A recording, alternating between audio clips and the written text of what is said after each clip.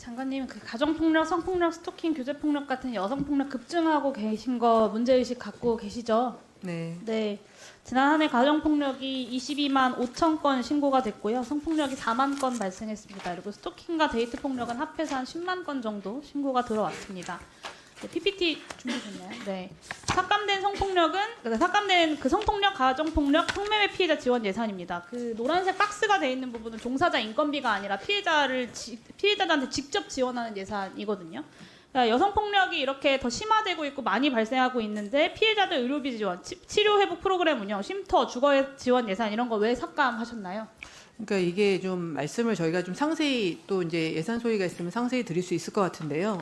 제가 이제 많이 다녀봤거든요. 그러니까 예를 들어서 보호시설 같은 데 가면 요새는 그렇게 모여 계신 거를 굉장히 좀 불편해 하세요. 그러니까 어디 시설에 여러분이 같이 계시면 핸드폰도 쓰실 수가 없고 그래서 저희가 이거를 그 원룸 형태로 되게 독립된 주거 공간을 만드는 그런 식으로 좀 바꾸려는 그런 부분도 있고 그러니까 보호시설 같은 게 좀 이게 굉장히 오랫동안 운영되다 보니까 현재의 어떤 트렌드에 좀 맞지 않은 그런 부분들이 있어서 의원님 이게 다 삭감됐다고 하지만 저희가 다른 형태로 좀 바꿔서 좀 조정해 보려고 합니다. 그러면 전환의 대책들이 마련되기도 전에 이렇게 예산들이 삭감되는 것은 적절한가요? 저는 그 말씀하신 것을 제가 인정한다 하더라도 이렇게 예산이 삭감되는 건 적절하지 않은 것 같습니다. 그것은 당장 내년 예산에 이렇게 반영되는 대규모의 삭감 예산에 대해서는 해명이 될 수는 없다라고 저는 생각하고요.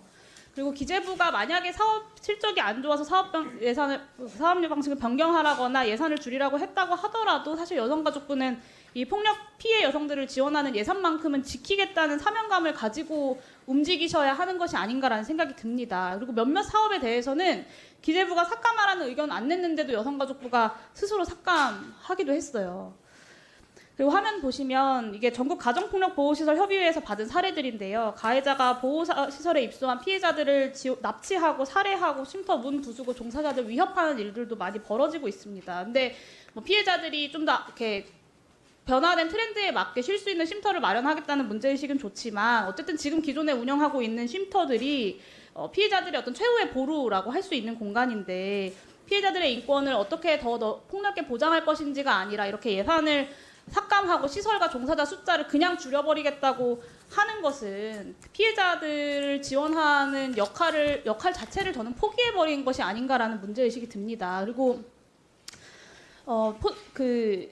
장관으로서 임명권자 판단이 있을 때까지 그 직에서 최선을 다하겠다라고 오늘 오전에 답변을 하셨는데 여가부 역할을 포기하지 않겠다라고 생각하신다면 저는 기재부하고 대통령하고 직을 걸고 싸워서라도 피해자 지원 예산만큼은 지켜야 하시는 것이 아닌가 싶습니다.